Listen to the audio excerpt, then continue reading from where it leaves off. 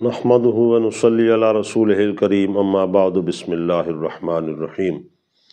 عزیزان گرامی، غصہ ایک ایسی بیماری ہے جو کئی گھروں کو، خاندانوں کو تباہ و برباد کر دیتا ہے، بھائیوں کو بھائیوں سے جدا کر دیتا ہے، اولاد کو والدین سے جدا کر دیتا ہے، ماں باپ کا عظیم ترین رشتہ اولاد سے کٹ جاتا ہے۔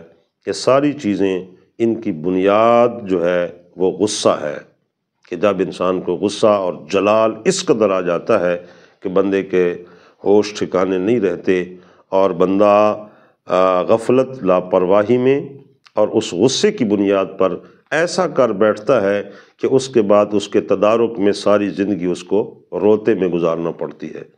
تو اس لیے غصہ ایک بہت بری اور بڑی بیماری ہے۔ اللہ تعالیٰ ہم سب کی اس سے حفاظت فرمائے۔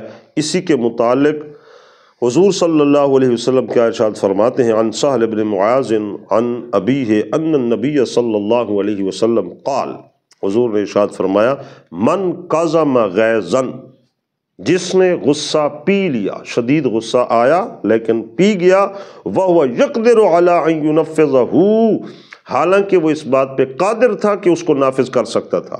جس پہ غصہ آیا اس سے انتقام لینا تھا تو وہ لے سکتا تھا، سزا دے سکتا تھا، گالی گلوچ دے سکتا تھا، جو بھی اس کو نافذ کر سکتا تھا، لیکن اس کے باوجود اس نے اللہ کے رضا کے لیے حضور سید عالم صلی اللہ علیہ وسلم کی سنت مبارک کو اپناتے ہوئے اس غصے کو پی لیا اور صبر کا دامن تھام لیا، تو اس پر اللہ اجر کیا عطا فرمائے گا؟ دعاہ اللہ علی رؤوس الخلائق یوم القیامہ حتی یخیرہ فی ای الحور شاء، حضور نے فرمایا قیامت کے دن تمام لوگوں کے سامنے اللہ تعالیٰ اس کو اعزاز عطا فرمائے گا، بلائے گا اور فرمائے گا کہ حوران جنت میں سے جو حور چاہتا ہے لے لے۔